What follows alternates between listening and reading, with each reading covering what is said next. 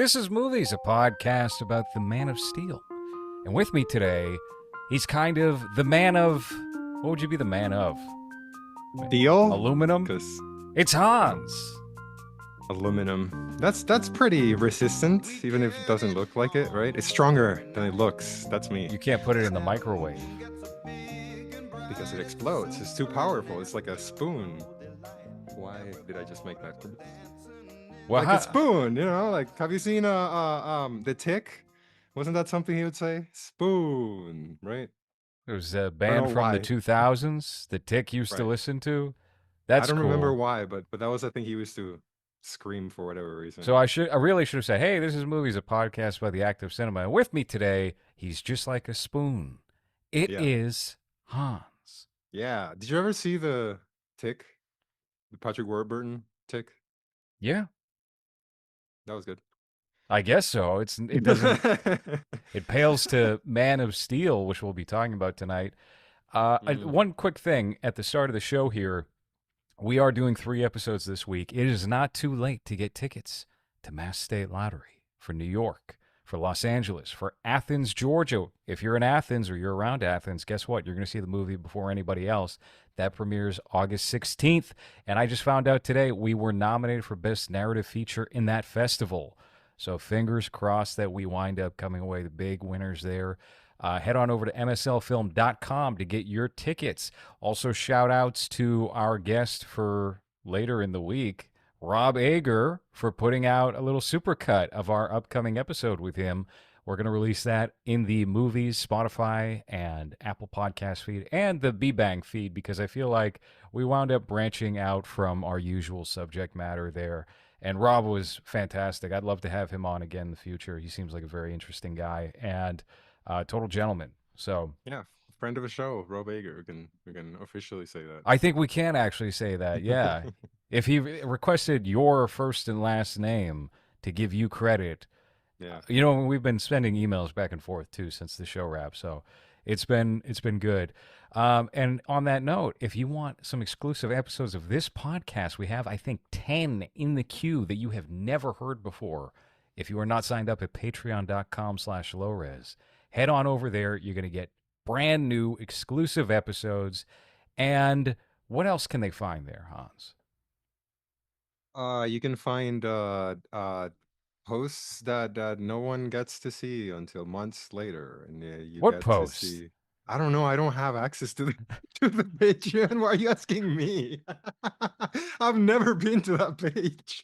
This I'm is the the worst worst person to sell this. advertisement. Yeah, it really is. Well, Well, you get exclusive behind the scenes pictures of Hans the nude from podcast one of our recording. shoots. Yeah. Yes.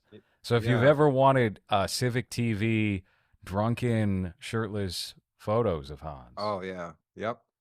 Are the Civic TV episodes in there? I'm sure that there's some. Some in the back. I Yeah, some actually really don't know. I'd have to audit it myself. And backlog there. we've been Someone's doing safe. this for too long.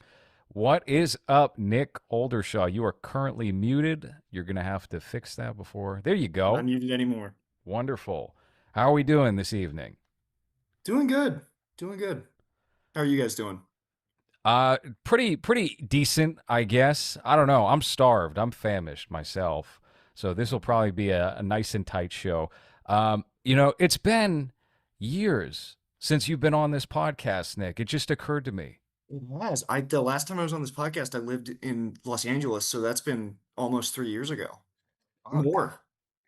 Yeah. Oh, wow. The last one, you know what? Our Babylon episode we recorded, which I think was the last time you were on this podcast, is, I think, at least as of migrating the feed over to Acast, one of the top 5 most downloaded episodes.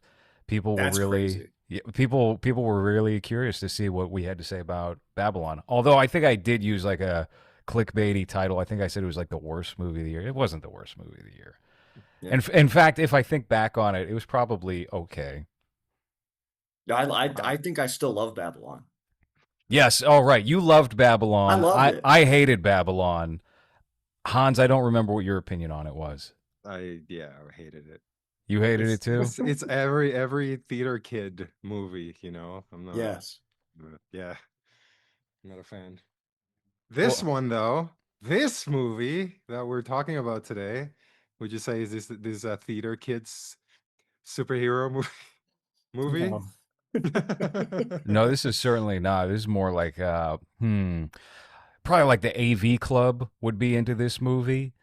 I don't know. Where who is the audience for Man of Steel? Indian kids? Yeah.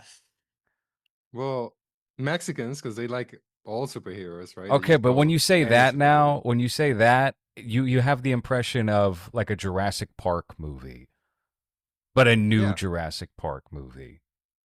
it's the same audience. I agree with Hans. I remember specifically Mexicans specifically really respond to Zack Snyder's vision of super, and I'm not kidding. And I think that's why there's even a scene of all the Mexicans touching, not in this movie, but in the second one, because he understands that Yeah.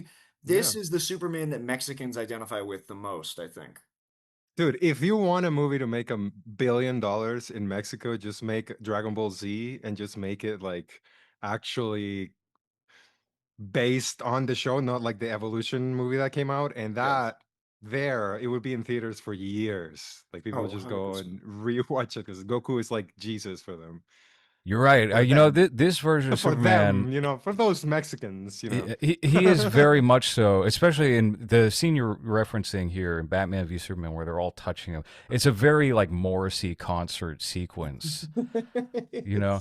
So I totally get that. You know, Nick, you're one of these Zack Snyder appreciators, but you know Mhm. who else is Robbie Goodwin, and Robbie's late for this podcast, so he's going to be hopping in right this second, and hopefully his Wow. microphone is not extremely loud. I tuned into one Dalton stream at like 1 a.m, and Robbie's microphone was out blasting everyone else. It totally destroyed the stream. Well, I hope the last couple times I've done Crowder Boys, I've had no mic and I've had bad internet connection. So I'm hoping that my internet is better here because they've started calling me they started calling me High Tech Nick because of how bad my fucking you know, every time I get on there, it's like a stuttering mess. Well, it's all right if your audio winds up being horrible. What I've been doing whenever we have our friend Kenny on the show and he records literally from his iPhone in a trailer out in the woods is okay. You know what? That's just going to be AI vocals. That's going to be Adobe Podcast Enhance. And so far, I don't think anybody's been able to tell. What's going on, Robbie? How you doing? Hey, hello. How do I sound? You sound terrific. I'm so glad. I was just making fun of your microphone from I being know. Look, I way don't too blow loud. them out. They all just have microphones that where they sound like they're in a hallway. I was the only one with like good audio. Yeah, your audio is coming in very crisp, very appropriately volumed. Thank It's you. good. It's nice. Yeah. I don't think Nick should have anything to worry about as long as he's not eating fried chicken while your phone is on the table and you're talking as you're standing up, which is what Kenny does. Right. The So etiquette any, for podcasting from guests on this show is so low that yeah. anything above that, anything above like hearing a macaroni and cheese plastic container Yeah. on your Yeah. mic is acceptable. Yeah, if your fat woman is not behind you berating you, then that's an improvement from what we've had He's before. resting his phone in the bucket of chicken. Yes. Nick, is your mic on? Is it not on? You might not be connected to it. Oh, let I'm me not see. sure though. Uh-oh. Sounds kind of roomy. Yeah. Yeah, it you sounds very were roomy. you were a little reverby, but I just didn't want to judge your microphone too No, harshly. you can't. It should be. Yeah, All right, hang on. I mean, you let's sound find fine. out. I just Oh yeah, no, you here. How about this? Oh, That's way man. There we It's a go. different man. this is why you got to call your friends out. Damn. I thought I was in the bathroom with you before. Not anymore. No, now you're. Hey, yo, pause. Robbie, we were just talking about how Latinos love Zack Snyder's Superman. Oh, do they? Oh, well, I'm this not is what I'm learning here. They do. I mean, I'm not Yeah. surprised. Yeah. Yeah. Good for them. Why do they love Zack Snyder's Superman? Just because it's like he's like Speedy badass. Gonzalez. Yeah, he is pretty He's- badass. Yeah, Yeah, it he's- reminds him of Speedy Gonzalez. Yeah, he's zipping around, you know. Mm-hmm. Then he lives with his parents for too long, and like, Yep. He's an idealistic view of the country, yeah. but he's constantly trying to get deported by Zod or Lex Luthor. You know, he I falls in. completely forgot that at the beginning of this movie you Yeah, have it is like not only is it like 20 minutes of Krypton, but they escort Zod into the Phantom Zone in rock penises and like penis spaceships that are clearly penis shaped. Mhm. Yeah. yeah. That was on rewatch. Man of Steel is an interesting movie because I think that I like it. And then I rewatch it. And I would say, like, the first thing right off the bat is like, do we need as much Krypton stuff as is in the movie? Nope. I don't think No. we do. No, I don't. I I don't feel need to like see. I don't need to see Jor-El fighting. Like that's not what I want from a Superman movie. You know. Yeah. I actually really didn't like it when I saw it in theaters, but I liked it more on rewatch, weirdly. But you can kind of tell like it felt like Zack Snyder was like kind of getting through this movie to get to Batman, like to the point where this feels like Batman. You know what Well, I mean? in the context of what was this 2013, Christopher Nolan just wraps up his Dark Knight trilogy. The idea of the dark, gritty superhero is so Yeah. en vogue, and it's obviously Superman's time for that. I believe what did he do? He was a producer on this movie. He might have a story credit, or was that David Yeah, Goyer? I think that's correct. I think he has a story by and there was a Syncopy production logo at the start, so his name's on it for Yeah. sure. His name's on all of them, just not as prominently as this one. Mm-hmm. Yeah, I think like now is kind of the time. Now that was not a good time for a Superman movie because like Superman was really not cool then. I actually think the timing for this Superman movie is really good. I feel like now is the weirdly like a good timing for a Superman movie on Well, James you Gunn's know, I part. saw on Letterboxd you gave the new one, the James Gunn one, 4 stars. Can you explain did. yourself? I was in my seat and I had a nice drink and I enjoyed all the shapes and the colors on screen and the dog was fun. You know, I can't even. literally Honestly, I I can't like even judge that because that was my same experience with the Suicide Squad when that I came love the out. Suicide Squad too. I like James Gunn's movie. Oh, I you guys honestly are out like of your his movies. fucking minds, dude. Yeah. I don't understand this Yeah, at I all. also, you know what I liked about Beethoven 3? There's dogs in it. That's fun. You know what? The Beethoven series is good, as is Air Bud. You know, don't tell me you're gonna watch Air Bud and not have a good time. That was an excellent loophole they found in the rules that they still haven't closed. Is that franchise still going? What do they have It now? Well, they is, got yeah, I Space think it Buds, is. Snow Buds. Yeah, it was Is Air straight to Buddies? DVD. There was the Air Buddies series with the puppies. Do you remember they How many- saved Christmas? They went to How space. many of those golden retrievers have died? You know, Also- there's no way it's the same also- Air Bud, right? How Oh, have there they been kill them every movie. It's like Milo and Otis. They just Yeah. throw them into. How have there been so many movies and they just keep not closing that loophole? Like you'd think after the first Yeah, one they'd it's- be like, It's funny that NASA's like, well, there's nothing in the guide that says dogs can't go to space. and the baseball mean, guys they- get fooled Yeah, by well, it too. And they're like, Didn't they watched didn't they watched that whole debacle happen with basketball, and the baseball guys were like, well, that's not gonna happen. Well, that's not gonna happen to us. I don't know why it's Jack Nicholson, but they don't close. So he keeps you jumping from imagine? sport to sport. Could you imagine an umpire just throwing his mask down at the minute he sees a golden retriever being trotted on? Yeah, God damn it! I told you to close that loophole. I'm surprised we didn't get to the UFC Air Bud when you have maybe Brock Lesnar beating up a golden retriever. You know? Oh, is he in it? Mm. I mean, I guess we didn't get. Oh, you're saying as the joke. far Well, there was enough. also yeah. there's also spin-offs. It was Well- there was MVP, most valuable primate. Yes. Where they switched out Airbud with a monkey. Oh, is that just the Um, NBA? MVP was special. Okay, Hans. Oh, All right. my God. First of all, I'll have you know that the league is wider than ever right now. There's a lot of guys that look and sound like you in the league, Hans. The team that I support just drafted like 4 of the whitest men I've ever seen. The so, Brooklyn like- Nets. No, the Hornets, the Charlotte Hornets. Oh, the Nets just Yeah. the Nets just drafted 2 Israeli guys in a row, and I'm like, this is awful optics. Well- Like, why the fuck did you do that? Brooklyn. Anyway. Oh. Back to Who Superman. do you think? Yeah, would speaking win? of Israel, Before Superman. before we get back to Man of Steel, who do you think would win in a game of horse? A chimpanzee or Kelsey Plum? Okay, probably the chimp. Honestly, I think the chimp too. better handles. Angel Reese. I'm taking the chimp over Angel Reese for sure. And Hans, don't say anything about how it would be a chimp one-on-one. Do not say that. That would be awful.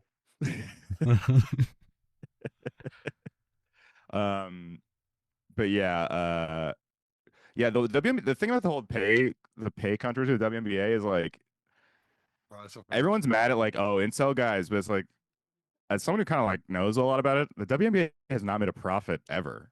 So it's like, Didn't they lose like $40 million last year or something ridiculous like Yes. yeah, that? they've never made the NBA like subsidizes the whole thing, and they're like, oh, what, you just care about the league owners? It's like, no, I don't want money to be taken from my fucking beloved NBA to pay these women. I don't know. This Man. thing that people only watch because they're guilt into watching it is not because they act. Did you see I that? feel like the whole uh, league might be a write-off. I don't They just understand what why it's there.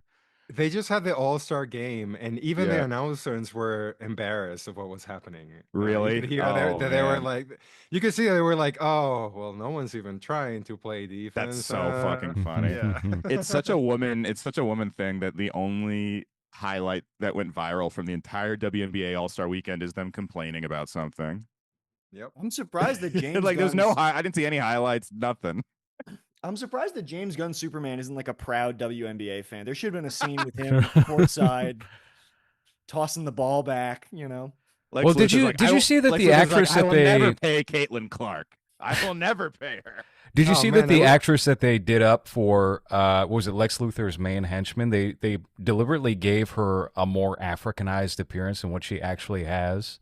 Really? Yes, the before and after on this is pretty wild. Hans, if you can pull up, there's a video that I believe was on X, like the dreads that she has or the fucking cornrows.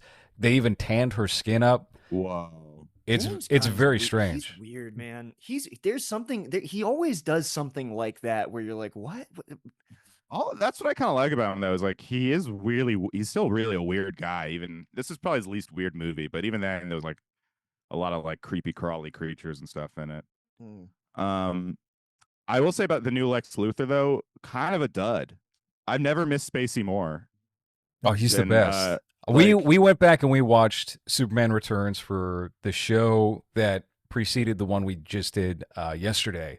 Yeah. And I think having such a bad time with the new 2025 Superman and how bombastic it was Yeah. made me appreciate and be able to palate the 2.5 hour, very slow, very plodding Yeah. runtime of Superman Returns. And Spacey's obviously the highlight of the whole movie. Have you guys Oh, have you yeah. guys seen have you Spacey guys is seen so- Spacey in Fred Claus where he's doing like a continuation of Lex No. Luthor? No. No, I'm not No. kidding. His No, I believe character you. in Fred Claus is like, because even his character in Fred Claus, even what he wants for Christmas is like a Superman cape. I And didn't even he's know like, he was he's in it. doing Lex Luthor like in the movie. It's crazy. Dude, who the fuck the casting for Fred Claus is fucking awesing. Vaughn, Claus is a Giamatti, classic. and Spacey. Dude. Yeah, Giamatti, dude, it's like it's many. There are many tour de forces of acting in Fred Claus, dude. I love that it's like the premise of Fred Claus is like, what if Santa had a Hunter Biden? I gotta watch Fred Claus. Oh, you have to watch Fred Claus. It's Like, there's no way it's worse than like most Christmas movies are bad. no, Fred So- Claus is like kind of good. And my like- other thing about the new Luthor was I felt like they were doing almost the exact same thing Snyder was doing with his Lex Luthor, but like in a more mild way. Like Snyder kind of nailed already like tech nerd rage Superman by just having Jesse Eisenberg be Mark Zuckerberg as Superman. Hans just wrote to me, I can't find anything about her being African. Well, she just looks African. She's not actually African, Hans. This is maybe the Okay. problem All right. with your search here. But no, there was just like a TikTok video where she did a before and after, and she's like a white or Hispanic woman with dark brown hair. Oh, yeah, this is it. You got it. There she is. Oh wow, what's she gonna do tonight? Okay. Oh Damn, my your God. connection blows. Wow. Hans. Women, That's I guess. crazy. She snaps her fingers. It's full grease paint and lipstick. Yeah. Do they It's darken her? bamboozled. There's only one Wi-Fi router in Costa Rica, and it's like at the top of a fucking palm tree or something. What is this slow for you guys? Yeah, it's Yeah. Yes, Hans. It's it's a little. wow. She does go full WNBA player. That's crazy. Absolutely, yeah. I mean, I I wish just want to see well. if her skin color gets darker. It does. It does. Look at her face. It gets a hell of a lot tanner. She goes Damn, brown. dude. Damn. And we're supposed to be Wow. mad at Rachel Dolezal. She was just ahead of her time. No, she's making bank in OnlyFans now, right? Oh, really? Oh, yeah. Have you I seen forgot about those? that. Yeah, No. she shows her tootsies. I need a Rebecca Black OnlyFans. She's hot now. Mm. Have you guys seen her lately? Yeah, I saw She was her good. when I lived in LA. I saw her perform. How was it? It was just surreal. It was crazy. I was like, because I was doing audience work for like that DJ Khaled music judge show, and she came out. She was like one of the contestants, and I was like, wait, who? Rebecca? And I was like, oh, it's the girl from the YouTube video. And now she's obviously like she's like a full grown woman. Didn't Oh, she yeah. collaborate with somebody like especially talented? Like, didn't she do a music video with Lady Gaga or somebody? She came back on my radar just because I followed Chase Center, which is where the Warriors play, and they had Rebecca Black perform. And I was like, what the fuck is going on here? And apparently she is opening for Katy Perry on her tour or something. Oh, well, that makes sense. Wow. That's what I was thinking. Because Katy Perry's on the way down. I have some news. Breaking news. Roy Black, Jeffrey Epstein's lawyer, has been found dead. Is that true? Yeah, it's 100% Is that her father? Is that Rebecca Black's dad?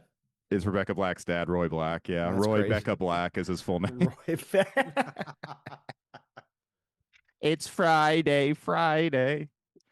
Oh, that's crazy. Well, I'm sure. I guess I'm he's sure it's well. probably Okay, I normal. guess he was 80, but it's great timing. Is all I'm gonna say. Yeah. But yeah, I thought but the new Lex just I thought the new Superman I thought was a good character though, like at least better than the other Superman. Do you guys like the Reeve Superman? Are you guys fans of those? I do. I watched those for the first time maybe like a year or two ago, and I thought they were very good. Yeah, They're so even the bad ones are pretty okay. Yeah, I like 3. I think 3 is like pretty Is that good. the Pryor one? Yeah, Richard Pryor is basically That's the best one, right? That's what I've heard. they kind of like they do a soft brainiac character in that movie, and he's also I guess supposed to be like half of that because he's a computer whiz. That movie's fun, and then part 4 is pretty bad to my memory, but it's still like not. It's not. I would rather watch that than the James Gunn Superman again. 4 is a canon movie, so it has all the charms that like come with that. My thing with the new Superman was I felt like, am I stupid or did the plot move like insanely fast? Like I was like, whoa, all right, it's here now. It seemed like he was trying to make. I mean, because it's only like 2 hours long, which is really short for like a superhero movie today. I couldn't tell if he was trying to do because I liked it because I have like crippling ADHD and there's just shit flying at the screen the whole time. Well, apparently sorry, I know that we're here to talk about Man of Steel. No, we've done already 3 episodes on that James Gunn Superman. This will just count in the series of that. That's fine. Well, I just watched it last night. Yeah. But apparently the original cut of James Gunn Superman was he was talking about stuff that was cut out of the movie, stuff that sounds like would have gotten to like an R rating. So it does seem like it was probably cut down a lot in editing.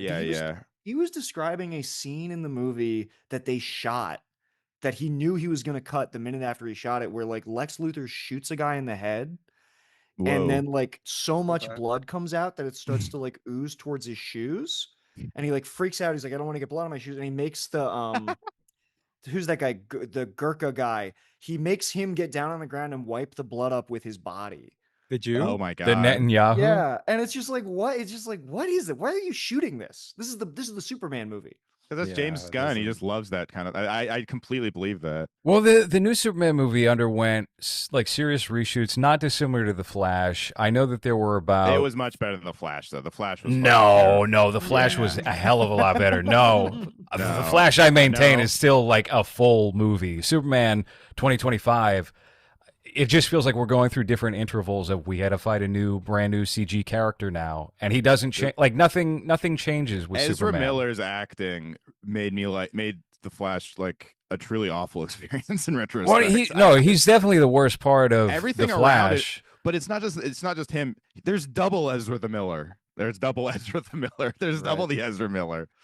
Well, you would think they were taking advantage of the fact that he's assaulting girls in Finland to make him look like a badass, but instead they don't use that for the movie at all. So yeah, they should have made him like an evil piece of shit, but instead he's like he's doing like a Michael Cera impression in the Flash, which is like, this is terrible. This is awful casting. Just be evil. Because he's great, and we need to talk about Kevin because he is that guy. It seems like. But the career he like picked was like, I don't know, I'm just like such a nerd. He's like, he is Max Landis, honestly. Wait, isn't he just super horny in that Kevin movie? He's like a socio. No, he's a school shooter, isn't he? Yeah, well, he used a bow and arrow, but yeah, essentially. He And uses a John bow C. and Riley's arrow like, to I love my son. I don't care. Yeah. Wait, he does a school shooting by shooting a bow and arrow? Yeah, That's kind I of mean, it's actually it's kind we of can the talk about Kevin reveal. is cool. It's a great movie. I think it's a great movie. Isn't it by the girl who did the Joaquin Phoenix pedophile? Yeah, Lynn Lynn Ramsey. Ramsey. Yeah, Yeah. she rocks. She's dead. She's good. right? She's like a female chud filmmaker. Is she dead? No, she's not dead. No, She's got got a a new new movie movie coming coming out this year. Hans. Oh, isn't that the girl that like Mark Maron was in love with and died? Or No. something? Oh my no, God, that's Hans. Lynn. Manuel another Miranda. Ramsey. Hans is about to be like, oh, so is that the guy who did Hamilton? Oh, it's the Hamilton girl, right? That I wish was dead? No, not that. Yeah, we need to sing about Kevin. Yeah, we need to sing about King James. What would be a multicultural name instead of Kevin? Kevin is too white. He would never do a Kevin. Who? Lin-Manuel. We need to Yeah. talk. We need to Did talk. you, about I thought you were Julian going to say we need to Casablancas. taco about Kevin. There we go. Yes. Yeah, that's Ah, there enough. you go. Mhm, Yep. That's right. No, or Kevin's gone El Pollo Loco. That's a reference to a local LA food chain where they make rotisserie chicken. Wait, can we talk about Man of Steel? Yeah, what happened to Man of Steel? Man of Can we Steel? talk about Man of Steel? Well, let me ask you guys this because in 2013, That's also Superman. what James Gunn named that Netanyahu character, by the way, the Man of Steel. Mm. But Steel is spelled Steal. I made that Because he's joke a at the Jewish beginning of the caricature. show. No one was here for me. Made that joke at the beginning. Oh. Yeah. No, I was going to ask, since Superman was a pretty dull character in 2013, I don't think anybody was interested in Superman outside of, okay, well, what can Christopher Nolan or Zack Snyder do? Before we even get to Man of Steel, what was your sentiment towards the character at that time? I mean, I think the problem with the character is, and I actually think that I still like Zack Snyder's direction he took the character in for this reason, but you have a guy who's the best, who can do anything, whose powers seemingly whatever the most convenient thing he needs to do, he can do it. And also he's just sunny and good. He's got no like internal conflict. At least that was the impression I got from him watching like the Justice League cartoon. I thought he was a boring character. You know, I don't know what there is to dig into.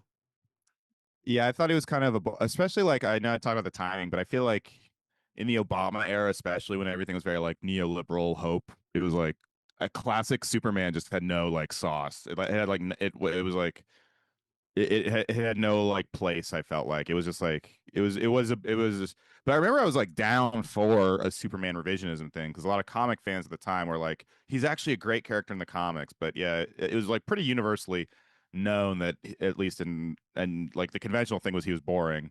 And I also thought that like when I watched Man of Steel, I was like, I got the feeling that man, he was still boring almost like, but it was like Zack Snyder trying hard to convince you he was interesting, or at least not doing the regular take on the character. Well, I think his way of doing that was to dress up the movie with the most spectacular CG fighting that you could do in a Superman movie. The fact that the opening is 30 minutes of Krypton and then the ending was also like a 45-minute long fight sequence throughout the city. I remember going to see this movie, and those two things, I started to feel lethargic watching it play out. But otherwise, this was the first time that I really seriously was interested in the character or where things could go with the Superman movies. Aside from that, the only interest I ever had in Superman was the Dean Cain, Lois and Clark 90s mom series on ABC every Wednesday night. Yeah. I kind of felt like Superman Returns and this one both felt very much like almost the filmmakers trying a little too hard to make Superman interesting, like in a way that didn't feel organic. Like you can tell they're trying to find the depth in Superman or like make it more relevant for today when it just doesn't really work, I think. Well, I mean, go ahead. Because I do just feel like as much as I thought Zack Snyder found the Superman character really well when he was used as a side character and a foil for Batman. But in his own movie, I felt like there's a lot of things that were supposed to make you feel like there was character development, but I still didn't really feel like a lot of actual character there, really.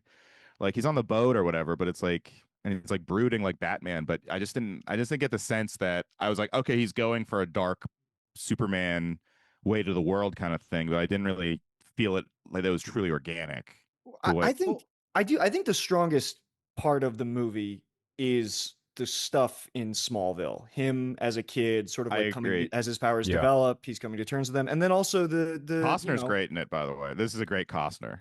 yeah, Costner is great in it. You know what's funny? Everybody in this movie is like Russell Crowe in this movie is bad. There are a lot of people in this movie I who are don't like like him. sort of awkward, and I don't know if it's the script or what. But I Costner and Cavill, because Cavill gets kind of like shit on. I think he's really good in this. I think he's a great Superman. Yeah. His I like, material wasn't that good, but he was He's good as Superman. I but I he's thought. but I good do when but I do think the central like Superman's should I use my powers or should I not? I do. That's actually compelling and interesting. I like that part of the movie. Pa can sacrifice. I think it's great. Like all that stuff, I'm on board with, and it is more interesting than other Superman stuff I've seen. Oh, I I'll say hated that. that shit. I hated that. I hated how Kevin Costner was like, well, you're stronger than everyone, so now you're just gonna let this ginger guy with crooked teeth bully you and physically assault you because you can't beat him up.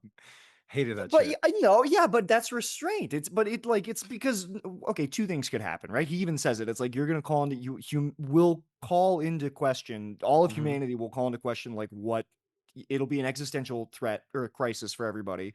And also it's like you can't he'll kill that kid. I You know mean, what I don't mean? tell him, And the but kid can't hurt him. don't let him fucking bully you or treat you like a bitch. Little fucking boy, you need to get sympathy from the fat ginger kid.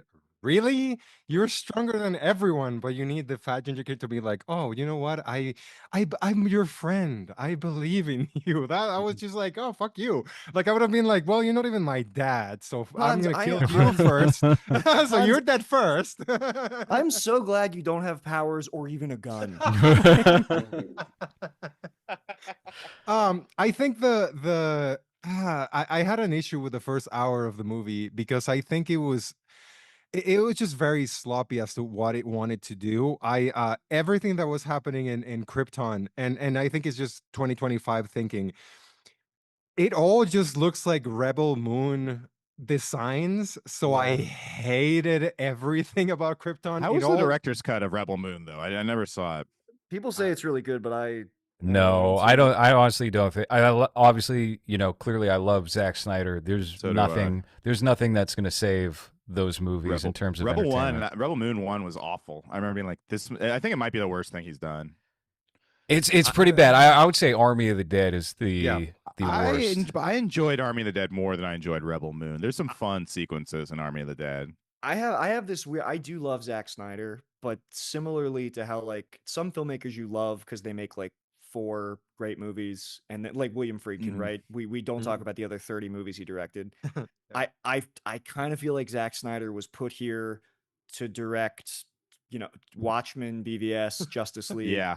Anything else, it's like I'm kind of that's with you. I'm kind of with you, Nick. Those three are so fucking good that I will love him for no matter what. But Yeah, I'm glad He's the he's perfect working. IP director, but anything that comes out of his head as an original idea, aside from the Owl movie, right, which probably isn't Guardians even now his. you take that back. We I love Guardians. no, that's what I'm saying. I'm saying that's the one exception to the rule where that Oh. is one that works. The rest has been Yeah. pretty horrible. Oh, okay, I think that's a really good take, Lores. All this stuff that's taking IP, yeah, because he puts like an insane but also really fun twist on all of it. He needs a friend. He needs a friend that he respects to be like, listen, maybe we don't do that. How about we just don't do that one? He goes too much into crazy town when he's left to his own devices too. He needs like mythology to like ground him weirdly. Although this one was a little too grounded, Man of Steel. I feel like I think the problem with this movie is it's too indebted to like the Dark Knight, like because it was hot on the heels of the Dark Knight Rises and Ooh. stuff. And I feel like it feels more like it's in the like setting up like a crossover with the Dark Knight more so than like the Justice League that came after. that was like the rumor at the time. I wanted to get Lores's opinion on this because this movie is so different, not only from like the rest of the DCEU, but also from even the other two that he directed. The way that this movie is shot is it's like all handheld, and there are these fucking zooms. The zooms during the action sequences were driving me crazy. Like I don't know, why does it look like that? I Because can't. that was huge at the time, the handheld camera zoom shit, because of the Bourne movies. Remember? Yeah, I guess that's why, but it's so bad I for agree. this Well, People yeah, material. he goes people in with complained that, about and that a lot at then the time. the lens flare is also off. The artificial lens flare is off the charts Oh with this yeah, movie that was the compared to the J.J. other two. Abrams. That was Eh, I remember at the time people were like enough with the handheld and enough with the lens flares, because the lens flare was all J.J. Abrams and then the handheld was all Paul Greengrass, and it became the thing where like everyone did both of those things. Yeah. every flying scene I want to like because I hated Superman 2's flying scene because they would look so funny and corny. But I hated how every time Superman flies, oh, there's just lens flare there because he's in the horizon behind him, right? So there's lens flare and everything is just very close. And then you see this CGI enhanced weird face as he's flying. So it just, the scene when he's in Hold on, I the, think you're merging the James Gunn Superman into this Superman now. no, The CG weird no, this, face. What are you talking no, about? this also, it didn't, I had a This big is like the issue. best version of Superman flying. I had a big issue with the Yeah. CGI in this movie. When he's on fire in that fishing boat, it looks like a PlayStation 2 game. That looks like I thought the absolute CG shit. I thought the CGI was fine, but there was too often where it became like CGI slop fest, Yeah. Mm. but I had a bigger problem with that in the fucking Flash. The Well, I Flash had CGI slop fest was like, That's in a league of its and this own. Michael Shannon Zod thing reminded me of that. I was Where, gonna, you like, know what? I was gonna say Zod was with Michael Shannon here. We are talking about who maybe is the worst performer in the movie. His highs and lows are unmatched by anyone else in the film, and when he's really going for it, I don't know if it works. It comes It's a across a goatee. little corny at times. It comes It's a across a goatee. little. Ugh. You don't really believe that someone's gonna be that powerful when you have a fucking shitty goatee like that. I hated how we're introduced to the Zod character, and the first time we see him, he gets his ass kicked by Superman's dad, and then the only way that he can get one over him is when he's distracted, and then he stabs him because you're setting up, and I'm just I think watching the Donner Superman, the two Donner Supermans made was a big mistake for me because now I'm just comparing everything to those. But the Zod in this movie is so incompetent right from the beginning. He can't even beat Superman's dad. He only gets one over him when he's distracted and he stabs him when he's not expecting it. And then he's just a whiny fucking bitch for at least until he gets to Earth because they catch him, right? So he's like, "Oh no, but my planet, and then everything's gonna," and then when he arrives to Earth, he gets his ass beat by Superman the first time we see him. So where is the threat supposed to be coming? And I'm just comparing this to Superman 2, where fine, we have a guy that does not look threatening at all because he has a receding hairline, he has a shitty He facial literally hair. looks like Bob Fosse. Yeah, he has no muscle mass. He's like a skinny old man. But he uses his corny powers in a way where you can believe that in this world, that guy is powerful. By the time that Zod arrives in on Earth, you've already seen his ass being beat a couple of times already, and him being a fucking whiny bitch in Krypton. So by the time he gets to Earth, you're just kind of like, oh well, Superman's gonna beat him up. Like he doesn't feel like a threat at all. Well, yeah. And and I and then disagree with that. Yeah, I didn't get that impression whatsoever. And you know, even though I was criticizing Michael Shannon's performance, he is naturally much more visceral in his deliveries and his just persona than Terrence Stamp was in Superman 2. So no, I think there's that baseline. This is an intimidating foe. This is somebody who's going to be aggressive to the point of getting the result that he's after, and we Yeah, see but that. but you don't see him. I think Zod in this movie when he gets to Earth is pretty. It seems like, I mean, yes, ultimately, yeah, you know Superman's gonna beat him because you're watching the Superman movie, but like I think he's scary. I think he's intimidating. I think it's like, yeah, oh, he's gonna fucking blow the world up. I'm with Nick. I thought Michael Shannon's performance was pretty good, and I thought Zod. He was a good villain. He was a better villain than a lot of Marvel villains. The way that you're describing Zod in this movie, Hans, sounds a lot like how somebody would describe Jesse Eisenberg's Lex Luthor. Well, the first time which is that a Superman, great performance, by the way. the first time that Superman gets any pushback from that group of people is the woman. It's not Sod, the one that gives him pushback. It's the girl. So what about Sod is so threatening that the one that pushes back to Superman first is the girl, not Sod.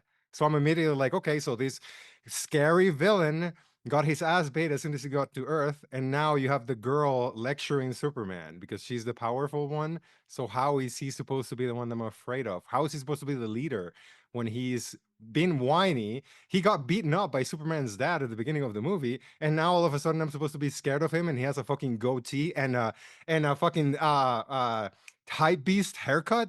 Fuck off! I can't. I'm sorry. I can't. Hans hates whiny bitches, man. I do. Yeah, He especially in he hates Zod as an immigrant himself. well, I am an immigrant here too. So yeah. I don't know. It's weird because I think I enjoyed this movie a lot more before I saw the Donner ones, and after seeing those Donner ones, I'm like, oh, I guess this is what Superman actually is. Are those still and the best? what it Are those? should I be. haven't watched those. I don't think ever actually. Are those the best Superman movies? I think so. You would, which one would you say? Honestly, if I was hard pressed to say what is the best Superman movie, I'm saying Man of Steel. Yeah, I can see I- that. I think Superman 2 has enough of Superman doing a lot of different things, personality wise and character wise, where that feels like the most rounded character to me. Mm-hmm. But I mean, it depends on what you want from. I've never cared about Superman at all. But the Donner cut was the first one that actually made me care for the character because it feels like the relationship he has with everyone else feels real. Mhm. And also, even though the character is kind of corny, it kind of works in that world that is set up. And I also love Gene Hackman's Lex Luthor. I think it's really funny. He is I'm he with is Hans. very I funny. do think the Donner cut is really good, and it's hard to compare them to Man of Steel because it's like the things I appreciate about the Donner Superman movies are like the 70s filmmaking. It's like you don't buy it, but like Right. it's fun. It to watch works. be made. Should I watch Exactly. the Donner cut first or the regular ones? I would Ooh. watch the first one in the Donner cut, but I don't know. You can probably watch the theatrical cut. Of Well, second the one, too. theatrical cut of Superman 2 definitely has some worthwhile moments in it. I think it depends on what you're getting the most out of when you're sitting down and watching those films because the strength of the Donner cut of Superman 2 specifically, I would say, is Superman's relationship with Lois Lane, which Hans, I know you definitely agreed Yep. with. That relationship feels much more developed, and you also get more of Gene Hackman's Lex Luthor in that version of the movie. And they're both talented directors, Richard Lester and Richard Donner. But to what Nick said, yeah, it's a clear continuation of that first film. It feels like it's the same hand because it is the same hand. Mm. And also, when I said that Man of Steel, I think is the best Superman movie, that's shaped to my sensibilities. When it comes to like what film is probably most accurate to the Superman character of the last 100 years of comic books, it probably is the Superman movies of the 70s. At least the first one. You cover so much within that time. Hans and I accidentally watched the 3-hour TV cut that features so Ooh. much more Smallville. How was that? It's good. It's good. It's long. It's good though. I would go to that or maybe even like the George Reeve 1950s Superman versus the Mole Kids. What was it called, Hans? We haven't covered it yet. Is it Mole Man? I don't know. The Mole Men, where they literally just dress up progeria people with cone heads, and they're the villains. They're trying to burn down a farm, and that's the plot of the movie. I didn't realize Mario Puzo wrote Superman. Yes, I didn't Yes, know that. he did. Yeah. He technically invented I think he did invent the character of That's why Brando's in it. the girlfriend who's in the new Superman movie. Yes. Eve was created by Mario Puzo. Really? Yeah. Ooh. The girlfriend of Lex Luthor. Yeah. Ooh. Sexless girl, yeah. Damn, there's so many cuts of the first two Superman then. If I've never seen any of them for the first time, should I watch this TV cut or should I watch the original one? No, or what? I honestly, I would say watch the standard theatrical or watch the director's or extended cut that was released on DVD back in 2000. The Yeah. TV cut, there's some fucky stuff with that where the voices, like the ADR, the teenage actor who plays Clark, with Christopher Reeve for the theatrical version. So with the TV 3-hour cut, Sometimes he's talking as himself. Sometimes he's talking through Christopher Reeve's voice. There's moments like that that are a little funny and will pull you out. Got it. But how about Okay. Christopher Maloney in Man of Steel? Talk about great side characters. Oh yeah, Maloney. What I do like about the Zack Snyder movie is there is a nice, like, he does pad it out with some nice familiar faces in terms of like character actors. I agree. I like. There's a lot of fun appearances. Like in a way they used to be. Like I do kind of miss like a classic studio superhero movie like this. Like before everything got kind of marvelized a little bit and they felt more producer driven. Like there's a lot of Snyder touches in this one that I did enjoy. Yeah, and down to the casting. My Lawrence favorite. Fishburne, for some reason Lawrence Fishburne's in it. He's a great Perry White, and I feel this was a problem too with the Perry James Black. Gunn. Sorry, that's right. Yes, I felt like the Wendell Pierce casting was chasing the high of Lawrence Fishburne there and failed miserably. Yeah. But I would say Amy Adams, that, I thought was a great Lois Lane. You know, I think she's good. She's a good actress. She's solid, but she doesn't really feel like the Lois Lane character. No, she's kind of just doing Amy Adams. Well, all right, I'll amend that. I thought she was hot. He looks like Superman's mommy in this movie. I just like redheaded Loises. By the way, that was my biggest problem with the new Superman. Every time someone said Lois, I was hoping Peter would be there. Yeah, there was a lot of just I couldn't figure out if Superman was supposed to be a teenager when they gave him shaggy hair or not. Was that supposed to be him being like it's like the Michael C. Hall Dexter thing where they throw a wig on him and suddenly he's 15 again. Or I always find it funny whenever That's such a like great movie trick. Whenever a random like chubby guy, like schlubby guy wants to fight Clark Kent, it's like he's still 6'4" and all muscle. Like, I don't understand why they always just come up to him like, "Oh, you fucking bitch, what are you gonna do?" And it's like this huge fucking just. But Hans, he has glasses on. Hans, like that's okay. That scene is funny for a number because like the guy stands up from the table, and you would think the thing would be like he would stand up and be taller than Clark, but he's not. He's like a foot shorter than him, and he's still talking shit. And then when Clark leaves and he like wraps his truck around the tree or the telephone pole, that actor's reaction to that is so he's like what the, like he doesn't, like he should be screaming. You know what I mean? Like it's so weird. But that happens throughout. I feel like that happens throughout every Superman movie because I'm remembering 2 very particularly because in the Donner cut he goes back to a diner where he gets beaten up before. But I never understand how he gets beaten up because even if you're Clark Kent with no powers, which happens in that movie, you're still like 6'3", 6'4", a big guy, right? And he's getting beaten up by these little like 60-year-old men. He was like a grizzly trucker type. He was like, "Yeah, feed me more slop. Hey, who's this guy? I'm gonna beat the shit out of him." He was really the actual villain of Superman 2. Was that trucker who's so rude to the waitress? Feed me more garbage. He calls the fucking meal he pays for. What a jerk. Well, he emasculates him, right? Because Lois sits, and then he sits next to her, and then Superman comes back, and he's like, "I think that's my seat," and he's like, "I don't think so, pal," or some shit. It's just like, God. okay. Well, Nick and I, we both hate rudeness, so I agree. These truly are the true villains of honestly the whole franchise. I don't like disrespect. I don't like not being polite. Yeah, he goes to the diner and complains about the steak. What the fuck happened to please and thank you? You know what I mean? What do you guys think about the criticism of Man of Steel and the Snyder movies in general that Superman doesn't do enough Superman stuff? Because I don't think it's a valid criticism. I think what does that mean? Where do they feel it's lacking? I've heard the criticisms before of, he allowed the buildings to get destroyed. Hey, Superman doesn't kill. Yes, Superman kills. Of course he kills. Yeah. But what are we missing out here on? Well, I mean, yeah, because I guess I remember when it came out, the criticism was he doesn't save people, but he does. That's all. Like the entire second act of the movie is showing you that he wants to save people, and that's like what drives. Even at the he presumably gets fired from that fucking boat job because he wants to save all the workers. And then I don't know, the criticism of the collateral damage at the end is so stupid to me.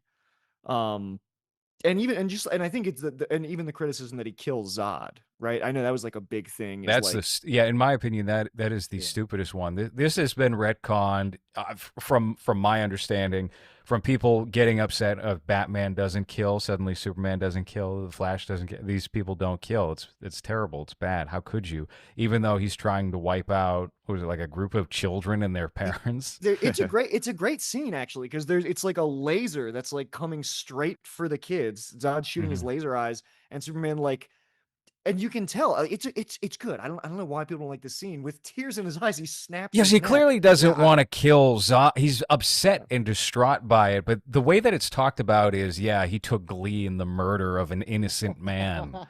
It's not a nuanced discussion. Brings back memories he'll kill people. Like, I'm sure this is the same in the comics, where he'll kill people if like he's out of options for saving other people. You know what I mean? If the only way you can save people is to kill someone, that's actually fascinating that he has to do that.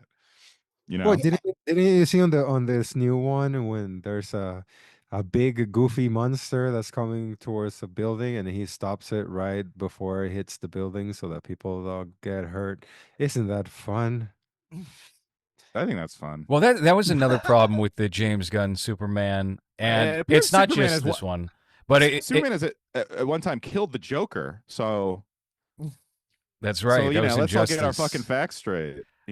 It feels like it's so concerned with avoiding the nitpicks and the Batman critiques. should have killed him. I was going to say it feels too concerned with avoiding the same critiques that were lobbed at Man of Steel. So you have those moments like that. Oh, we could have put him in an intergalactic zoo, but then the Green Lantern blew up his insides or some shit. I don't know. Yeah, that's what's so strange about the James Gunn Superman to me, is that it's because the other characters, like Hawkgirl, just fucking kills Benjamin Netanyahu. Like, anyway, I don't know. You don't have a problem with that? I feel like the Gunn one was like surprisingly like, yeah, I don't think it was like that concerned with like the morality of Superman. Really, it was just kind of like. Well, I guess my point is just it's weird to see that criticism get like levied at the Zack Snyder movies, but then, and it's like, as long as as long as it's another hero in the new one, for some reason, Zack Snyder for some reason has always had this like, people like think he's like Frank Miller. I think they like mix them up a lot, and they like act like he's like this right-wing guy who like takes glee in violence or whatever. But it's like, it's no more violent what he does. The action is honestly just better than a lot of these other movies. Well, to jump back to that, because the other criticism about Man of Steel that I think we started to touch on is like the collateral damage aspect of like the final, which again I think is like a silly criticism, because like you have to have the city being destroyed. Like, it has to, like, Zod has to be a real threat. You have to see that he's serious about terraforming the planet. And and Superman also is like, he's never used his powers this way before. Right. He's never like all out tried to defend his city or tried to defeat other people who are powerful. I don't know. I always thought it, and it seems intentional, because then you go into BVS and it's like, okay, this freaked Batman out. I always thought it's like the arc seems intentional. Yes, he's messy and reckless in the first one, but he will become the hero. Like, that's what this trilogy of movies is about. That's a good point. Him becoming the Superman. But it is also the catalyst for the Batman versus Superman. You're in a right. way that totally so it's makes sense. Yeah, it completely makes sense. And it's like, it's like he wasn't immediately good at being Superman. Yeah. But that's also, a great point, Nick. What do you expect him to be? Like, do you want him to debate Zod so that he can go back to his Actually, Zod, right? Your stance on immigration is very flawed. Like, I don't understand. Like, what do you want him to do? He either destroys the threat, of the threat will be there. So when this came out, it was like the beginning of like the worst age of film criticism, which was like BuzzFeed. Like, well, are you familiar with is the thing I'm watching moral or not? Are you familiar with the woke criticism that was lobbed at Man of Steel? Oh, because the immigration stuff? No. Because there's a Jenny Olsen instead of Jimmy Olsen. Oh. This was the line for a lot of people back in 2013. People were pissed off. because of Jimmy Olsen But got then gender there is a flipped. Jimmy Olsen. Right. So, okay. Well, then Batman v Superman corrects some of the issues with Man of Steel. So then you do get your Jimmy Olsen, and he's murdered immediately He gets because he's shot in the CIA. You guys want it to be a guys? It's like Yeah, that's he's the one in actually the very CIA. funny. That's very funny of Zack Snyder to do. So Actually, you had that, and then also in Batman v Superman, when the giant face-off is happening with Doomsday, what do they say? Oh, we've evacuated the whole city. Don't worry, nobody's in the city. We can fight. We can destroy Right. buildings. It's yeah, they yeah. do that Were people just like waiting for like a line like that to let them off the hook to enjoy an action movie? Yes. Like yes. that's so annoying. It's like, guys, it's like I love that too because it's like, hey, my movie about the special guy with the alien, but he's also just like me. People would have gotten killed. It's like you want reality in your fucking Superman movie, moron. I mean, it's so stupid because it's not as if Zack Snyder is like cutting to like charred bodies, after like a Yeah, building exactly. explodes or something. It's like anyway. No, I'm with you. I think it's like he's just making fun action pieces, and like I hate to be that guy. I don't want to be like I just hate like the actually like Well, no, Superman but I doesn't think kill, but there's all this collateral damage or whatever. well, what I don't bothers know. me is the criticism was like it almost the movie acts as if the collateral damage, like Superman is like unconcerned with the collateral damage, or the movie doesn't Gotcha. Yeah. acknowledge it. But then it clearly does. Like it's baked into it. Like, no, people did die. This was bad. And the movie like punishes Superman for the sequel rather punishes. Yeah. And that actually is great to inform the Superman character because maybe that's why in the future he's so against collateral damage because he fucked up so bad this time. But you're also No. using this movie to set him up as a character, right? So at the beginning, you're setting him up as like this shaggy-haired, I guess, early 20s teenager Superman, right? So it makes sense that he just got his suit and he just realized that he can use his powers for good.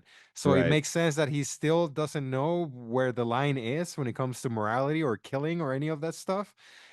Because in this movie we're not thrown into 20 years after he got the suit. Is like immediately like the day after he got the suit, right? So it makes sense to me that maybe his morality has not been set yet, so if he Well, kills then who cares, but do you know what the Yeah. line Or it's like, was? it's like when you're going through puberty and you just jizz all over the place. You don't know. It is. It's Like it's Well, like how are you gonna learn? You got to you know break what a the few line eggs. was for me when after he saves the people from that rig explosion and he steals those clothes.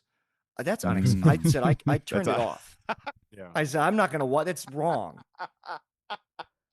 Look, Yeah. I wanted was fine with the his. killing, but petty theft. No, that's not Petty my theft. Superman. Somebody needed those. That's the rudest thing you can do is thieve clothes. Yeah. No, I mean like I do think I not to harp on it, but I do think it was the age of like when this came out of like hold my hand and tell me that this is a moral movie that's like has good morals. This is like back in the chief like we want Hollywood to be like a nanny state, or at least the beginning of that. This was the first that I can think of anyway, interpretation of Superman that did try to ground him or even present these gray complexities, because everything else was Christopher Reeve, or Yeah. it was aping Christopher Reeve. It was the shadow of Christopher Reeve in Superman Returns, where it's like, hey, we're kind of ignoring 3 and 4. This is all still part of the continuity. But And they wanted that very simplistic 2D version of the character, which I feel like we're back to now. We got that. People rejected this. It doesn't. This is actually something that I not to keep bringing it to compare the two, but you're right. This is Zack Snyder's movies are probably the only movies that really reckon with like what if there was a Superman and Right. how would the world react. So then when you go back to James Gunn's Superman and obviously you have the scenes where he is Superman, he's flying around, he's fighting monsters, all this stuff, but then you also have these scenes where he's like hanging out with he's like a friendly firefighter, right? With the kids in the park. And it just to my brain it just like doesn't make sense. I don't understand how that like it doesn't feel like I'm watching Superman. It feels like I'm watching the actor in a Superman costume in like an outtake. If that makes sense.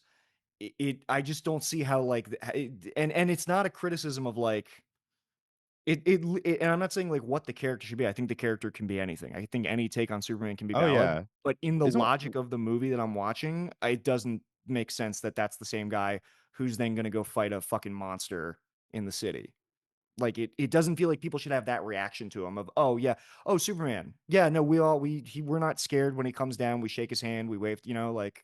but isn't that part of Superman? Like everyone kind of knows who he is and they like him. Yeah, but then But it like doesn't that's make sense part of his in the logic of a movie. It doesn't make sense to me. Did you also I, like the moment when they flip by just watching Michael Ian Black saying that Superman was bad, and then all of a sudden everyone's like, "Oh, he's I kind actually of bad." enjoyed his Tucker impression. I thought it was pretty fun. Because I think he got the voice pretty funny. Why is that? What's going on with Superman? Um, but yeah, I think it was just more I think that there was just more of an appetite for like darker revisionist Superman at the time in 2013 because of what they did with Batman and that felt so revolutionary. And it was a time when that was like not a thing. And now like after posts like The Boys and all these other and like it's almost been done to death, like the dark revisionist version of a superhero. That I think that's what I'm saying. Like the time is ripe for a straightforward Superman because like it's almost like let's just get back to basics on this shit because it's bit like it's almost done to death like superheroes and then commentary on that then commentary on that and all that stuff. Well, But I was even gonna if it's as two-dimensional, I guess, as the Christopher Reeve Superman, I still feel like tonally it's different because each of these directors approaches the character with a different understanding of how the goodness that Superman represents is achieved. And I feel like with Zack Snyder, that goodness is something that is achieved through strength. With James Gunn, it's through kindness. And with the Richard Donner Superman, it's seemingly composure. It's always he's calm, cool, collected, friendly, polite, very leadership. straightforward. Yeah, and maybe that's why I have such a problem with this new Superman is because okay, well he's whiny, but he's a nice boy who saves the squirrel, right? I think And that's why I liked him. He reminded me of me. It's just like this annoying guy who's just nice to people. it didn't ring as okay.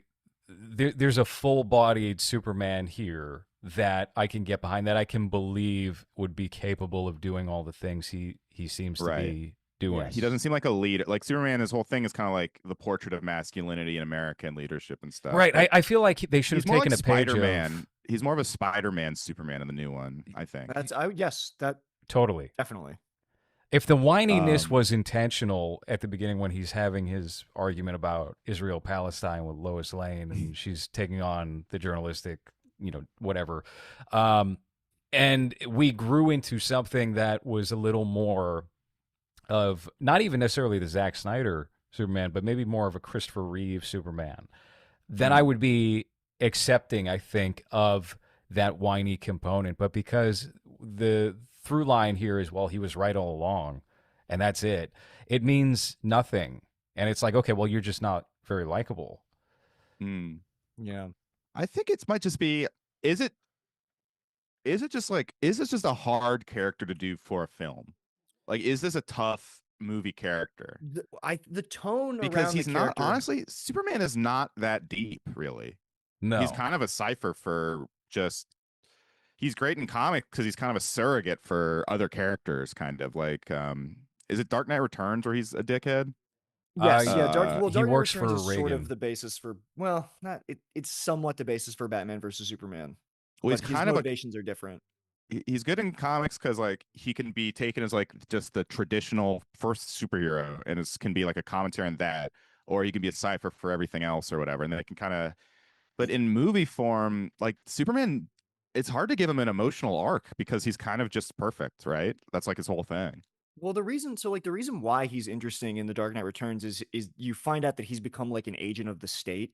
Yeah, He like acts on behalf that's of my like Ronald Reagan and that's like stuff. my favorite Superman thing is Dark Knight Right, Returns. but then you can't make that because people want Superman to be like a Yeah, morally unambiguous protagonist, And so like if you do a Superman that's even a little bit conflicted or a little bit imperfect, like Zack Snyder did, people lose their minds. And that is actually why I do think that the more I think about it, even though I don't love Man of Steel, this this take on the character is probably the most interesting take in the Yeah, and I modern will age. say, so as I said, I saw this in theaters and I didn't like it, but I liked it more because I like it more almost as like a prequel to what he does in the next two movies.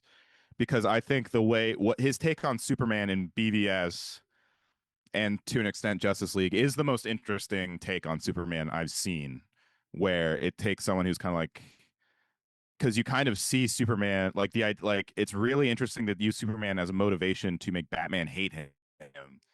And I think and this movie is better once you see it from his perspective. It's like a fucking what's the movie Rochambeau? Rashomon.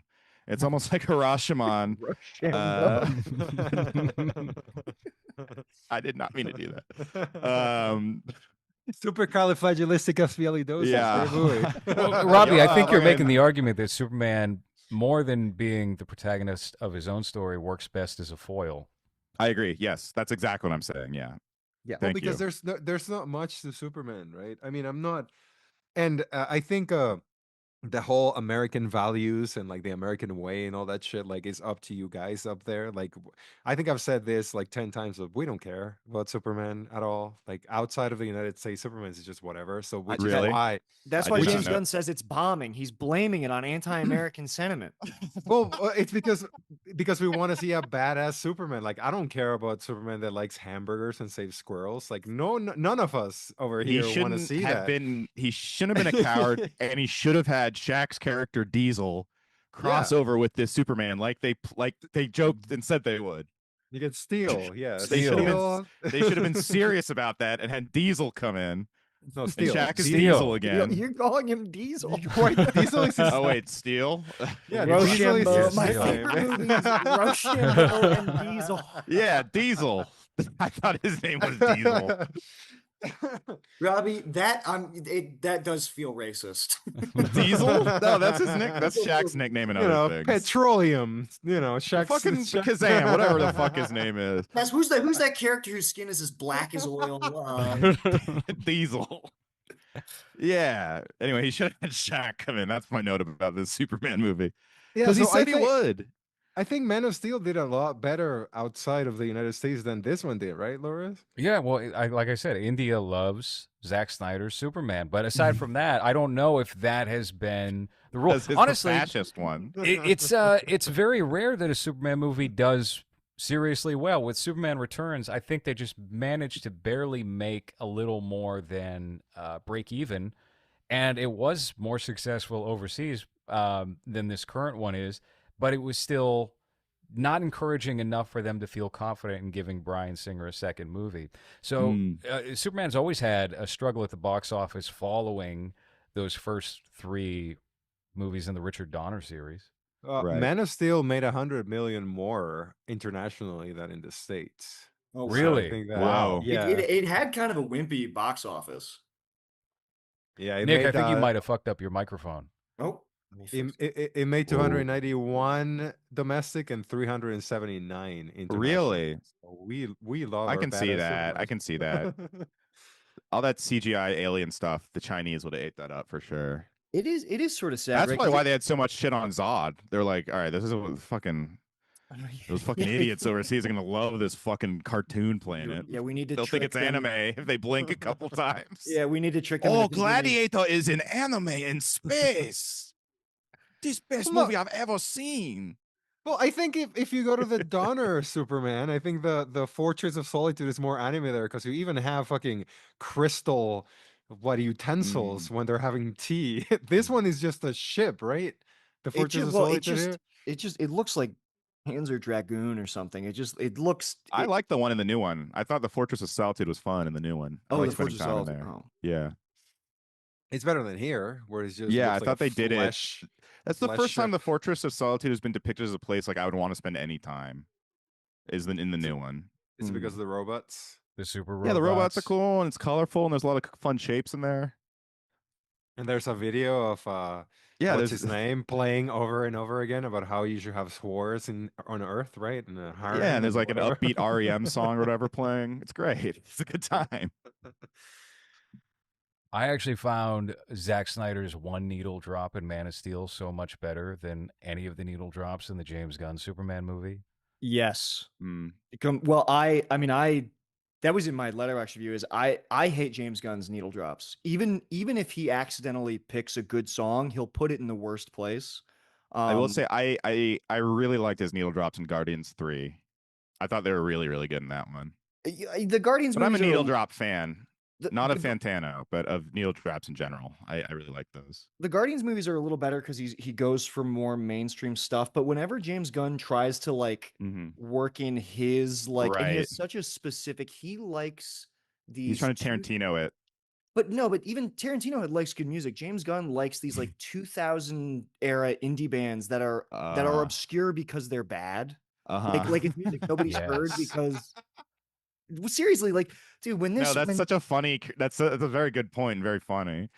like he has the worst taste in music. Even though there's only two in I think there's only two in the new Superman movie. They both made me like I was just like, The one that they fuck, end man. on that Iggy Pop does is atrocious. It's Oh, horrible. but yeah, it's Iggy Pop and the band was Teddy Bears. I remember Yeah. when that Teddy Bears album came out. Fuck it, a girl tried to get me to listen to that when I was in middle school. I had the sense then. I was Oh, like, this is no. the worst shit I've ever heard. That's so funny. I was like, I listened to the Gorillas. Are you crazy? Was That new Iggy Gorillaz Pop, album is good, by the way. was Iggy Pop Um, kind of melting at the time, or was he already melting? He's always Pop been was- melting our entire lifetime, Hans. Come on. The He's been a 2000 candle I for think Iggy 50 Pop years. needed money badly because in the 2000s he is doing guest vocals on so many albums. Shirtless. Like Yeah. I think you could pay him $200 and he would come do vocals on like your Wasn't album he you on made in with GarageBand. He must Sum be bad at 41? saving money. Clearly very bad at saving money. As lower, didn't you say that about Nolan once? Mm. You're like, he must be bad at saving money or something. Well, yeah. So the Zack Snyder, it's a very rare occasion that he will pull it out. But it is always a Gen X. It always feels Gen X. I know in Justice League it's the same thing. I believe with Aquaman, doesn't he pull out Nick Cave or somebody when we're Yes. introduced to Aquaman for the first time? Well, Justice League has the best, I think the single best needle drop because it's a great sequence too of any superhero movie. And it's actually like cinematic. It's a sequence that I'll watch again. It's the cover of Song to the Siren when the Flash saves that girl from the truck. I'm like that's a beautiful sequence and the song is really well used. I think that, I mean, not to harp on this, but I really, really like that. I really like his Guardians Needles drops because it might be better because he's doing it from the perspective of like what Star-Lord would listen to and not his own personal taste. And it's all Right. 80s It stuff, feels which is fun. organic to what he has Like set that up, opening of especially in the Guardians 1 to first. Come and Get Your Love is really fun. Come and get your love. And in the third one, the that For a Long Time song where it's like wow wow wow wow wow. I can't sing, but they do it. There's a really cool sequence of that too. And I think Guardians 3, I actually did not like Guardians 1 or 2, but I like Guardians 3 a lot because I thought it was really well done. And the needle drops were very good in it too, I thought. But this one I kind of was waiting for the needle drops. It was mostly just like this one has felt the most studio interfered, or at least the most trying to please a studio of all of James Gunn's movies. Superman. Yeah, sorry, not this one. This one, but honestly, Man of Steel kind of had a similar problem where in BVS, Snyder kind of goes full Snyder. In Man of Steel, I think he's like, because his movies are not that grounded usually. This might be like one of his more grounded ones because I think it is still in kind of the pocket. It's still half in the Nolan verse, half not. Well, in terms of studio, and I think they were trying to like make a transition or something. But I like BVS just because he goes batshit crazy with it by the end. I mean, the whole thing is pretty batshit. With Man of Steel, they're still riding the high of The Dark Knight being so successful that. Oh, we got a mic. Yeah, now you better. Yeah, I can't really hear you. You good? No, Hello? you're already gone. You're Oh gone. no, you guys are both quiet. Oh man. Better? That's Am why I back? Yeah, you're back. back. You're back. Okay, cool. To what I was trying to say, and nobody heard me. With Man of Steel, they were still riding the high of The Dark Knight making $1 billion and them being so successful and being able to basically get away with doing whatever they want. So I don't think that there was anything significant cut from whatever Zack originally shot and what was released. Like they still had faith in their filmmakers over at Warner Brothers. But the box office on this one, even if it was a success, was not like gangbusters to the point where they're feeling ultra confident going into the next movie, especially when there's like an argument or a debate happening online about everything that happens in this film and the characterization of Superman. So then you wind up getting 30 minutes shaved off of Batman v Superman, and they're up Zack's ass the rest of his time at Warner Brothers.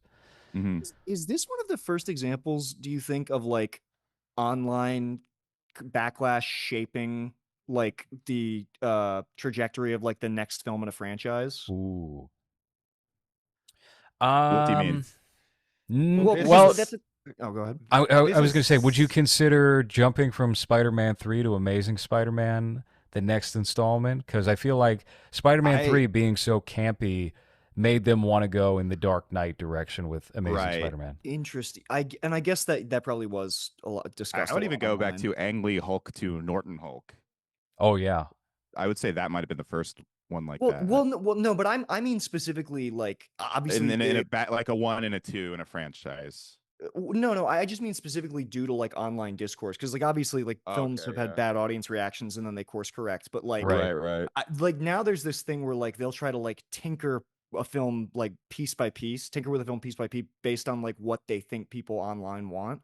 And I feel first time I saw that happen was Snakes on a Plane. I'm completely honest. Oh, okay. I remember they changed the movie because of the memes online and stuff. No, well, the thing was that with Snakes on a Plane was I think it came in PG-13 and people wanted it to be R, or vice versa. I don't know. It was something. Well, they just like that. They made memes of just. I remember because I was super into it at the time.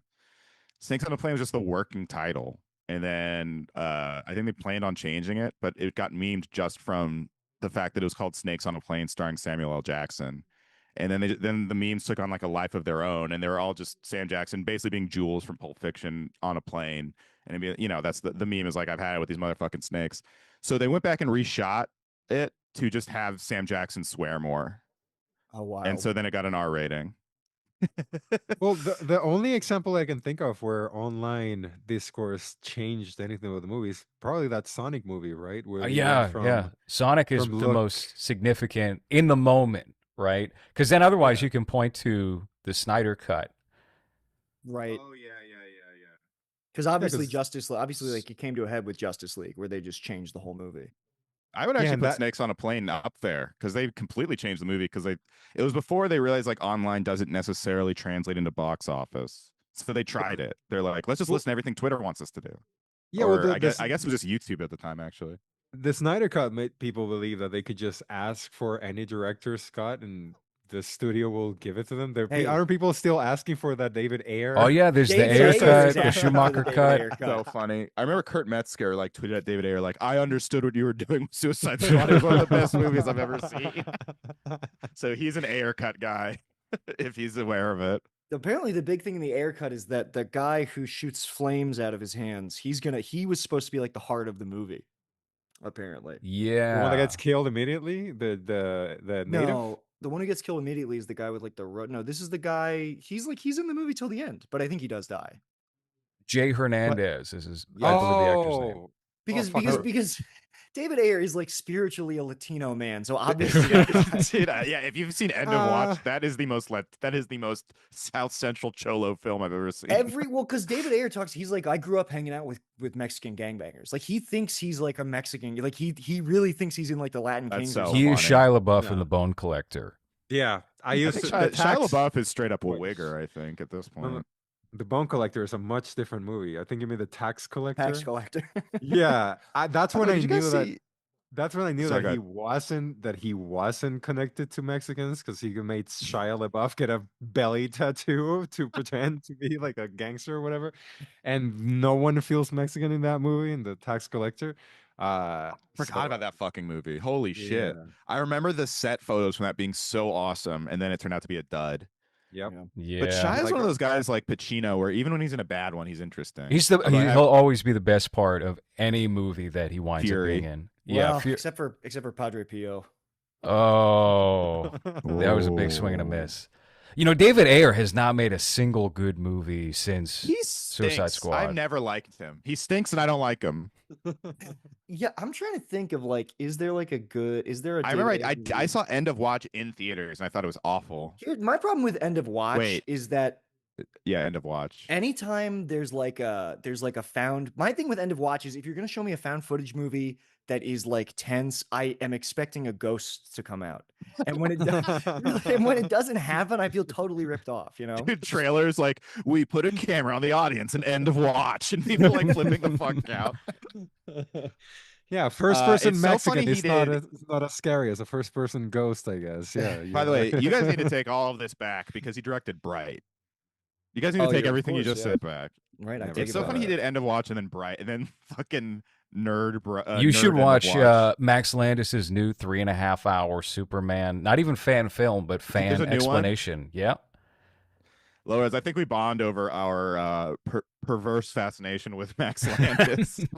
I can't say outright I cannot get hate a lot- him. What's that? I said I can't say outright that I hate Max Landis, but I can he's say it.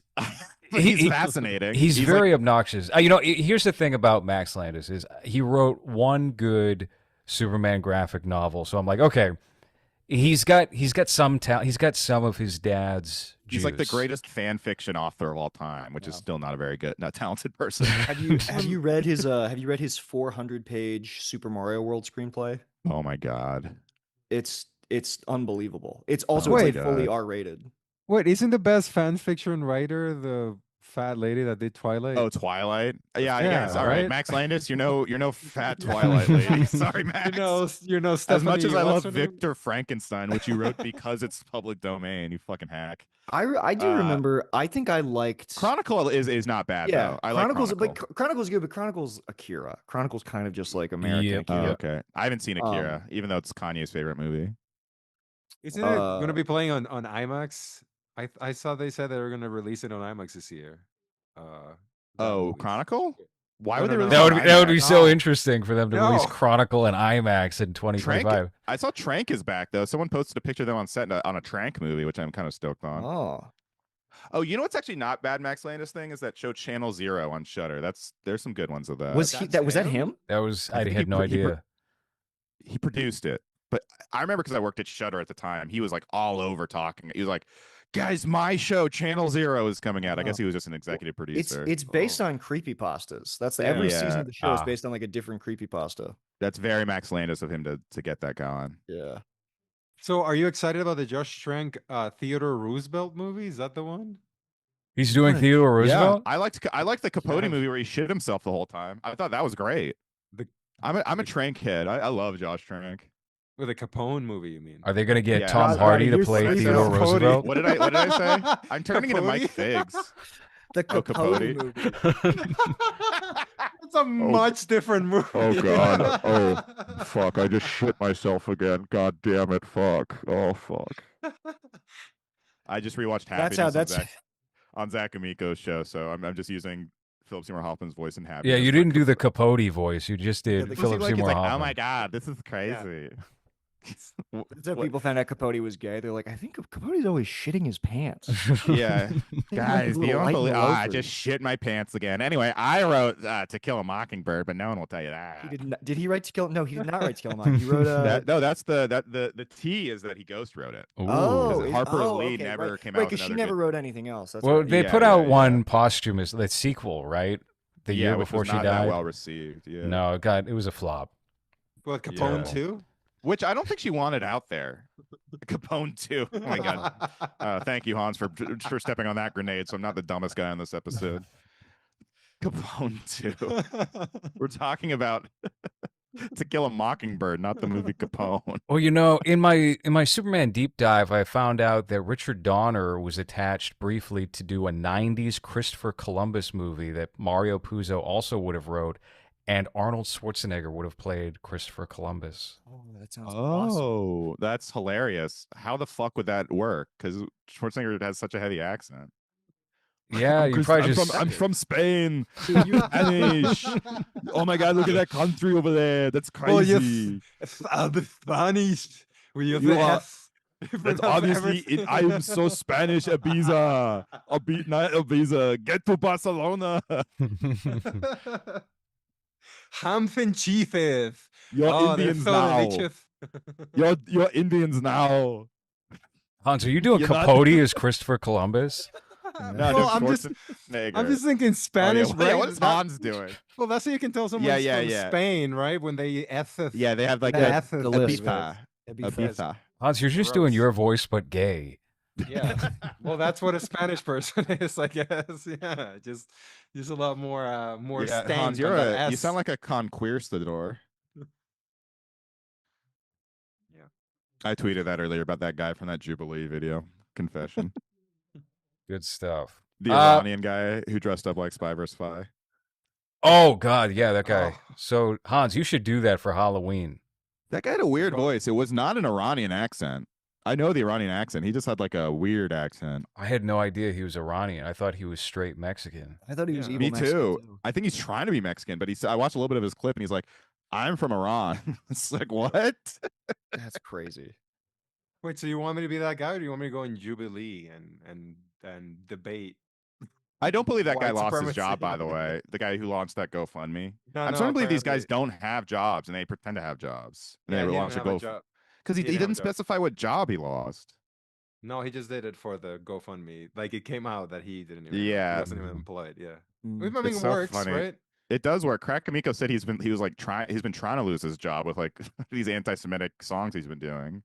He's like I want to lose my job so I can get that GoFundMe going. Hans, He's what like would you- he actively said he's trying for it. And I don't think he was kidding. What would you debate in the Jubilee Roundtable, Hans? That the Sega Master System is the best console?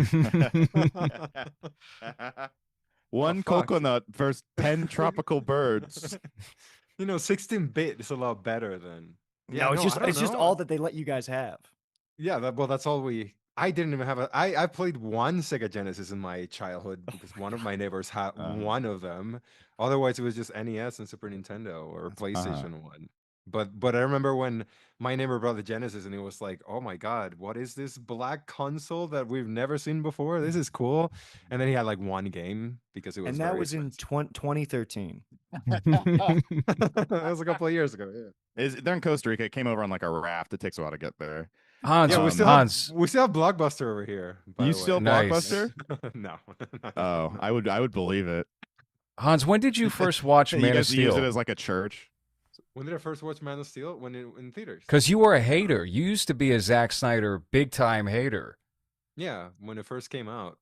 I just didn't understand what he was going for, I guess. I don't know. I was more Marvel headed at the time. So I was like, "Oh, this is funny, right? Oh, funny and ironic, right?" And then after the 10th movie of the same thing, I was like, "All right, this is I mean, shit." I remember Man of Steel was a movie a lot of people saw. Like everyone saw it, even though they didn't like. At least my friends, like a lot of my friends who don't like Zack Snyder, they all saw it still. Like it was like because it was like the pseudo follow up to The Dark Knight. They like really marketed it like that, and it worked. Like a But lot I of think people. the saw it funny just thing like about that. Zack Snyder's superhero movies, specifically like his DC trilogy, is I do think that like 30 years from now, they are very distinct in their tone and style, especially compared to like even the superhero movies that preceded them. Maybe they're sort of similar to The Dark Knight, but I weirdly think that these are going to be the ones like after this whole craze has died, like when the Western craze died down or the spaghetti Western craze, and there are like three great spaghetti Westerns that like you watch now that have like risen above. I feel like the Snyder trilogy is going to be in that. Like I feel like it'll be like, oh, there's this trilogy. Yeah, they're kind of weird, but like they're so distinct from the other ones. I kind of Is it- agree. I think they'll hold up better because it's no one could make those movies except for Zack Snyder. Yeah. Whereas a lot of the other ones are anyone can make any of those movies.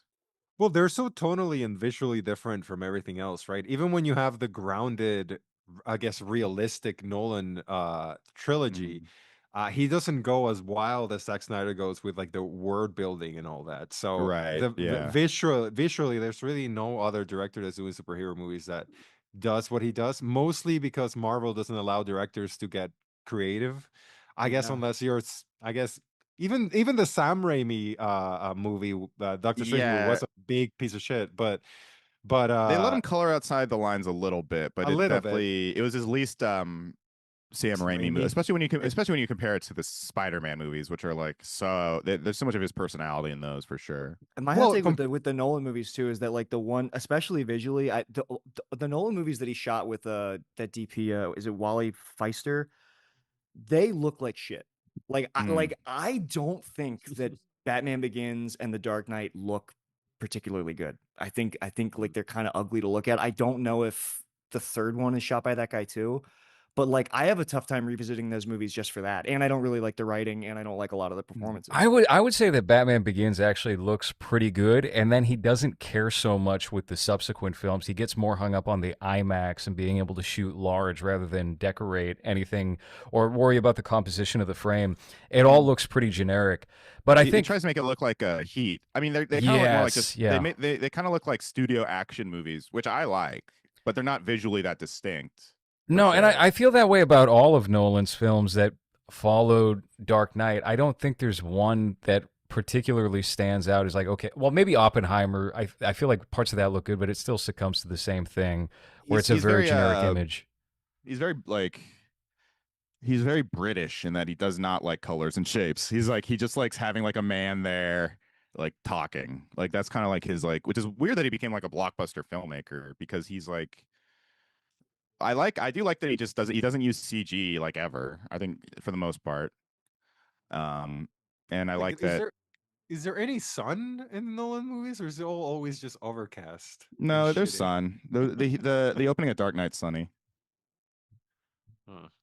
Been a while. That's right. Yeah, no, it's the bank robbery sequence. I think they were hoping to get a bus driver, a crossover or something between these two. I know that they had offered Christian Bale like a ridiculous sum of money to return as Batman for Batman v Superman. And if you have if you're looking closely toward the end of Man of Steel, they reused the same Wayne Enterprise logo from the Nolan series. I think they were like they were teasing it's the same universe, but then it was like that. I didn't realize this movie was in like development hell. Like I didn't realize it started as like in like 2008. I guess it's like when they started production on this. Well, the Superman, there's always like 4 or 5 Superman movies in the works at any given moment. J.J. Abrams has been working on several different ones that have never happened. And this was just another instance here. Also, I'm sorry, guys, we're going to have to wrap up the show because my camera's been overheating and acting very wacky. So does anybody have any closing thoughts on Man of Steel? Yeah, aren't we glad that J.J. Abrams is not attached to anything because he fucking blows? Yeah, where'd he go? What does he do? Hey, Gracie Abrams was great. She's hot. He's producing a TV miniseries about UFOs. Oh. Well, he was supposed to do the Ta-Nehisi Coates, Michael B. Jordan Black Superman movie that got killed because of James Gunn. Good for Gunn. Wow. Good for Gunn. We have got to cancel James Gunn. He created that James show. Gunn killed Black Superman. He made a white woman wear dreads. How is he getting away with it, dude? I like it. He's the anti-woke. He's based. Superman always has a based director. That's true. Yeah, they're all based. They're all based, dude. Bryan Singer, very based. Because they're so pro-America. Yeah, he created that show Duster, which just got canceled, created by J.J. Abrams and LaToya Morgan. Josh Holloway. He's really into the executive produced by Steph Green. Now, is that Steph Curry and Draymond Green as one person? That's a good question. They're in a trench coat. Well, he was producing Joyride 3 sequel, right? Did he produce Joyride 3? He's not doing anything. He wrote Joyride. Well, the movie was based on, I guess, his character. He wrote Joyride, the original, I guess. Okay. What was that show he did that was like Lovecraft Country? Ugh. J.J. Abrams did that? Wasn't that him? No, I thought that was like... He produced it, I think. Oh. Him and Damon Lindelof got really into like doing like sci-fi with black people, like because it was Watchmen. around the same time that Watchmen show came out. Yep. Which is that worth watching? No. I've heard everyone tells me it's bad, so I'm just not gonna. You should listen to them. Yeah. Lovecraft Country starring Journey Smollett and Jonathan Majors. I think you'll have a better time just watching the 3-hour cut of the Zack Snyder Watchmen than he was just the 10 hours producer. of it. J.J. Abrams and Jordan Peele produced Lovecraft Country. Yeah, that's like one of those shows that came out in COVID that people like pretended to like. It's on Tubi I now. didn't see it. That makes sense. Yeah, it was an HBO show that they just put on Tubi. Well, That's the crazy. They Warner just let it- Brothers strategy here is we're going to put. I mean, Joker, I think, was also on Tubi for a period of time because they can get away with not paying the actors' residuals if it's not on their streaming service. So they just lease it out. I know, because they like Zaslav just took off the Looney Tunes, and they were saying it was going to be on Tubi too, which is funny. Does he not want to pay Bugs Bunny? I don't understand how you make money off taking Looney Tunes off. How is Zaslav still at the head of that? I think he's. company? I heard he's on the rocks. Like, Yeah, the shareholders voted to like decrease his salary. Because he gave himself the raise the same week Charles Barkley cried on TV because they were taking the NBA off the air. It was the worst optics of all time. and then layoffs right after that. What a fucking idiot, dude. I was in a bar during the Knicks game and they cut to Zaslav and everyone booed. I was like, I can't believe you guys even know who this is. But that's how hated he is. Well, he's already celebrating the success of the new super. Like he was taking a victory lap the weekend the movie was out, funny. saying, "Oh, I'm so glad the audience has loved and taken to Superman here," which is my a crazy thing to do. But Man of Steel, I think we can all agree it's the best Superman movie of at least like the last 40 years, right, Hans? Oh, 40 maybe. I would say, yeah, it's probably the best one since the 70s one. yeah. Right? I think I would too. I would say that again. It's like it's weird. I think the problem is just Superman is. It's more so just like the degree of difficulty of making a good Superman movie is just so high that it's more of like what do they say? Least what the fuck do they say about like altruism? Like it's about perfect is the enemy of good or whatever. I don't know. Yes. Whatever, that kind of thing. I mean, I think it's a solid Harm reduction. It's about harm reduction more so than being the best one. You know what I mean? I think I have weird quibbles with the movie as I'm watching it. I think it's a good setup for the next two films in the trilogy. And I think the take on Superman is good. It's just when I'm watching it, there are things that don't click into place the way that I want them to. Mm-hmm. But overall, it's like it's not. Yeah, no, I would say I like it more than Superman Returns. Yeah, I like it more. I think it functions much better as like an entry into his next two, or like even like a table setting for his next two, more so than like a movie on its own. Like Man of Steel on its own, I don't think really works that well. But as like a piece of a larger leading up to, like, it's fun that it starts here and ends with Justice League. I think that's like a cool. It is funny watching this, and obviously, of course, it's like, and it was made like there's a huge gap between this one and then when they shot the next two, but this one does feel oddly empty. And I don't know if I've just been conditioned by like other superhero movies, but it's weird that it's like, oh, it's just Superman. I mean, there's like Zod and everything. It is kind of but, funny. It's the first one in the franchise because it doesn't do a lot of like literal table setting for the next one. Yeah. Like you don't really have to watch it to get Batman versus Superman at all. Well, you get the one black general who's Martian Manhunter, right? I kind of like that though. That is refreshing. That it's like a movie that it's kind of like it works within the larger, but it's like it is trying to be a movie. Like I miss when these, and that's kind of what I liked about the Gun Superman 2 is like, all right, this is a movie. It's not like Robbie, are you holding teasing- cocoa butter? No, it's organic foot. It's organic foot care. I don't know why I'm holding it. I think this Hunter man, Hunter Biden said just holding things is addictive, and I think he's right. I think this Man of Steel gives you a more interesting Superman if you don't care about the Superman story or about what Superman is supposed to be because you don't know where it's going. I think with the new Superman, you kind of know what he's going to do. You kind of know where he's going. You kind of know what the decisions he's going to make because of who he is. But for this one, it's still kind of, especially because it's the beginning, you still don't know if Superman's going to be the goody two shoes that he is in the other movies, and he's not for most of this one. So it's more interesting as like a piece that's an introduction to something else. I don't care about anything that this James Gunn Superman set up because I don't think anything was set up for me to care about other than just we're expanding this. But when it comes to Man of Steel, at least it's a different enough take where it's more interesting than you're getting goody two shoes Superman. And with the James don't worry, Gunn you're gonna get Superman, the Supergirl's a drunk little slut in the next one. Oh yeah, fun. Oh man. well, I'm looking forward to I that want to one. have At sex with least. her. I She's want to have like, sex with her if you guys catch my drift. What does she need to drink? What is it? She needs to drink in front of a red sun for it to affect. yeah, she needs to her or go to the something? moon in order to be able to get drunk. That's an expensive Ah, date. Yes, yeah, I guess. So.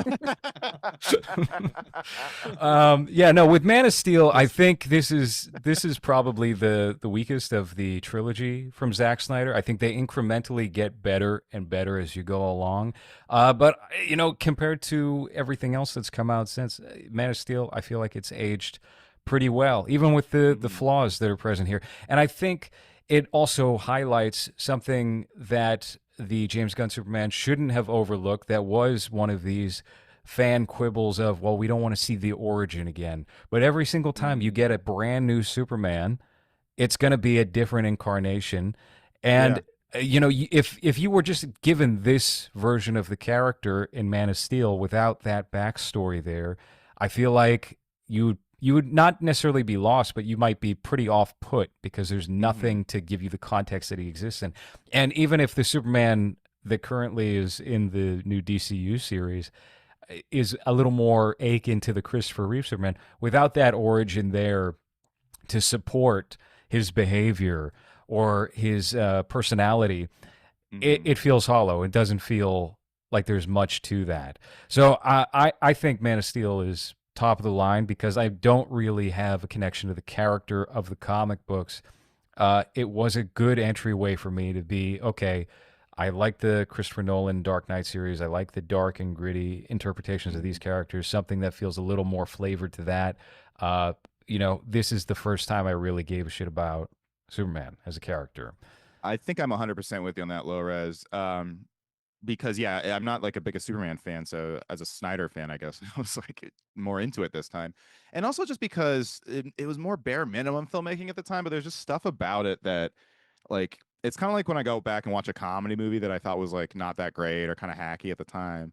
There's almost like an added enjoyment when I go back and watch some of those because it's like, oh, they just don't make this kind of thing anymore, and there's like a weird like that aspect to this where I kind of miss just like a traditional studio superhero movie pre Marvelization and all that stuff, and yeah, it's very Saving Silverman. More like Saving Superman or Superman Saving. What is it? It's when you didn't know what you were expecting, right? I feel like whenever we rewatch this old 90s or 80s comic book movies before they knew how to make them, for whatever reason they're more interesting just because they don't have to follow a set of rules that this universe have created. So then you watch fucking the what is it, a canon Fantastic Four, I think. No, Roger Corman. Corman, yeah, and that's it's just retarded ass movie. It's fucking stupid, but it's so funny and it's so like it's the best one. It's also its only concern with like being cinematic. Exactly. Right, so I mean, right. so it doesn't have to worry about, well, we have to set up the next 10 movies, right, and instead it does its own thing. And I think that's why I've enjoyed rewatching all these older. I started watching Double Dragon the other day. That's a big piece of shit. No, But, we're not gonna do a show on that one. I mean, we might, but it's that was not as enjoyable as I thought. I made it like 20 minutes in, and I was like, yeah, I'm not in the mood for this at all. Hans, you know what you should watch? Have you seen the Fist of the North Star movie with Chris Penn? They made a live, like a the anime. There's a live action Fist of the North Star movie, and Chris Penn is in it as like this. He's not one of the protagonists, but he's like one of the villains. It's a muscular Chris This Penn. feels very Blood Rain era from what you're describing. It feels very like 2002. 90s, I want to say, unless Is it Uwe Boll? Yeah, 1995. Oh wow, that's With, Do we get muscular Chris Penn? Are you kidding? It's got Gary Daniels, Malcolm McDowell, Melvin Van Peebles. It's so many great people. Who directed Not it? one muscle. Not one muscle together there. And that movie's of a ripped band. Yeah. Right? I do kind of think there isn't my one thing about Man of Steel is it does feel like at times a movie Snyder's kind of getting through. Like, it's not the movie he wanted to make. The movies he wanted to make were the next two. Like you can tell, like he kind of saves Lex Luthor because he has a great idea for Lex Luthor, and he kind of saves a lot of stuff. This one just kind of like it does feel like he's doing kind of some necessary dirty work of just like setting up who Superman's origin story. Yeah, Which weirdly is like I feel like not. Superman's origin story is not that interesting either. It's not, but I would have. I don't know, because weirdly for a movie, this movie's like 100, and I know low-res camera is going to explode and kill him. Yeah. It's literally overheating. I'm just worried I'm say- about to smell smoke. All right, let's All right, end this. okay. Like, Then No, let's- no, yeah. go, make your point, Nick. Go ahead.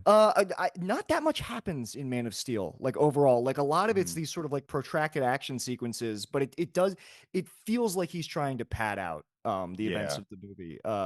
But right. anyway, yeah. Crowder Boys, every Wednesday at 7, step into the arena of ideas. It's the last podcast left out there. I have a podcast called Trophy Wives. We upload it every Friday. I do it with my buddies out here in Chicago, Noah and Ben, and our producer Zach. It's very funny. You can find it on YouTube, and it's also on every podcast app. Please listen. Thank you. Oh, I'll also be performing in New Orleans on August 14th, and so come out there. And if you're in New York, I do shows, so please follow me at Robbie Goodwin on stuff. Hell yeah. Well, thank you guys for coming on, especially after such an absence. In your case, Nick, Robbie, you were last on. We had so many almost shows. Hans still hasn't finished the know. studio. So we'll eventually get to that at some point. Yeah, this was a blast. I'd love to do it more frequently. Or anytime you need me or whatever. Maybe another. We already did, unfortunately, Batman v Superman and Justice League. So maybe another Zack Snyder film. Will be. Yeah. dividends And you too. guys, I'm gonna get Robbie Wood started. You guys, I'd love to have you guys on again. Oh, yeah. Absolutely. What's the Anytime. next theater movie? Fantastic Four, right? Yeah, we got to Is go. that the We next- already agreed to do I Fantastic want to see Four. Chuddington. Yeah, me too. That's never. Oh, Eddington was superb. That was a I've great heard time. it's amazing. Yeah. Yeah. Everyone I know, shockingly, almost everyone I've talked to has really enjoyed it. Yeah, I was very ready to hate it, and I didn't The even a marketing little was bit. terrible. Yeah. It was- Like it it was was like pretty everything bad. about it sounded awful. I'm excited to see it. Yeah. Me too. Yeah. All right. Well, that's going to be the end of the episode there. We almost did 2 hours. Holy shit. All right. That has been Movies for this week. Thank you for listening.